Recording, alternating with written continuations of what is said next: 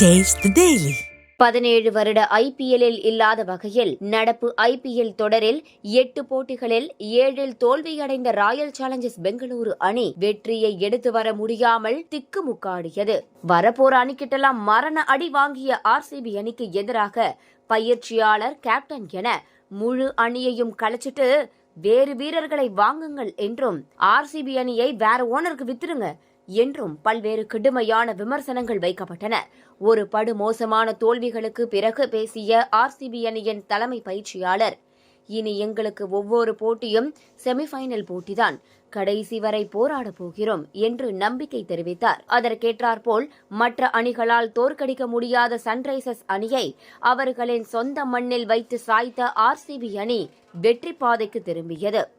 மீதமிருக்கும் அனைத்து போட்டிகளையும் வெல்ல வேண்டும் என்ற வேகத்தில் குஜராத் டைட்டன்ஸ் அணியை அவர்களின் சொந்த மண்ணில் எதிர்த்து விளையாடியது ஆர்சிபி அணி. அகமதாபாத்தில் நடைபெற்ற போட்டியில் முதலில் பேட்டிங் செய்த குஜராத் அணி ஆர்சிபி அணியின் பந்து வீச்சை சமாளிக்க முடியாமல் விரைவாகவே 2 விக்கெட்டுகளை இழந்து தடுமாறியது.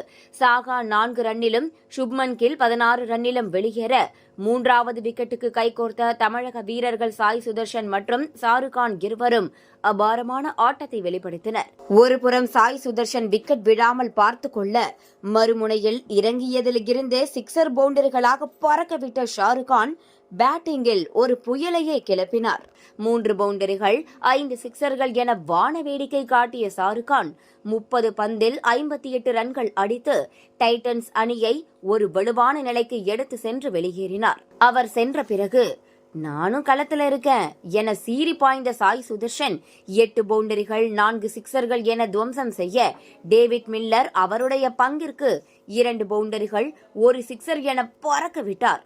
சாய் சுதர்ஷனின் கிளாசிக் ஆட்டத்தால் 20 ஓவர் முடிவில் 200 ரன்கள் என்ற நல்ல டோட்டலை எட்டியது குஜராத் அணி. 201 ரன்கள் என்ற நல்ல டோட்டல், உலகம் தரம் வாய்ந்த ஸ்பின்னர்கள் என எல்லாவற்றையும் தாண்டி ஆர்சிபி பேட்டர்கள் எப்படி சேஸ் செய்ய போகிறார்கள் என்ற எதிர்பார்ப்பு எழுந்தது. ஆனால் ஆர்சிபி கேப்டன் டு பிளசிஸ் ஒரு முடிவுடன் தான் களத்திற்கு வந்தார். கோலி ஒருபுறம் நிதானமாக தொடங்க 3 சிக்ஸர்களை பறக்கவிட்ட டு பிளசி ஒரு பெரிய பவர் பிளேவுக்கு எடுத்து செல்ல ஆயத்தமானார்.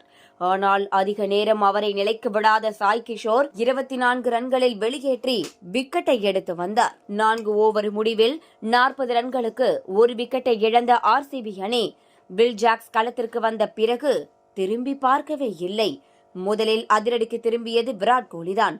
முதல் கியரில் இருந்த விராட் கோலி படிப்படியாக 6 பவுண்டரிகள், 3 சிக்ஸர்கள் என துவம்சம் செய்து 4வது கியருக்கு செல்ல, மறுமுனையில் பேட்டிங்கில் ஒரு சூறாவளியையே கிளப்பிய வில் ஜாக்ஸ் எதிரணியை மட்டுமில்லாமல் விராட் கோலிக்கும் அதிர்ச்சி கொடுத்தார். கிரவுண்டின் நாலாபுறமும் பந்துகளை சிதறடித்து சிக்ஸர் மழை பொழிந்த வில் ஜாக்ஸ் ரஷீத் கானுக்கு எதிராக மட்டும் ஒரே ஓவரில் 4 சிக்ஸர்களை பறக்கவிட்டு மரண அடி கொடுத்தார்.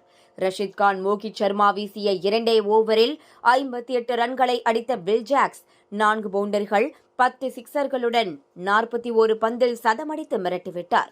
கோலி 70 ரன்கள், வில் ஜாக்ஸ் 100 ரன்கள் என கடைசி வரை ருத்ர தாண்டவம் ஆட 16வது ஓவரிலேயே இலக்கை எட்டி 9 விக்கெட்டுகள் வித்தியாசத்தில் அபாரமான வெற்றியை பதிவு செய்தது ஆர்சிபி அணி. சதமடித்த வில் ஜாக்ஸ் ஆட்டநாயகனாக தேர்ந்தெடுக்கப்பட்டார். இந்த வெற்றியின் மூலம் ஐபிஎல் வரலாற்றில் அதிக பந்துகளை வெளியில் வைத்து 200 ரன்களை சேஸ் செய்த முதல் அணி என்ற சாதனையை படைத்தது ஆர்சிபி அணி.